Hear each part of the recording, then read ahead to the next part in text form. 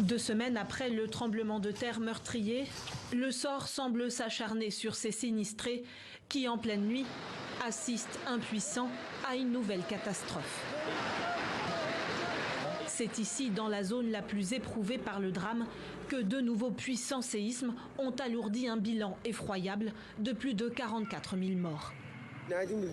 Nous étions à la maison et tout à coup, ça s'est mis à trembler. L'électricité a été coupée et nous sommes sortis de chez nous. Ce n'est vraiment pas rassurant. On a peur. Survenu à 20h04, heure locale, l'épicentre de la secousse est situé à une quinzaine de minutes en voiture.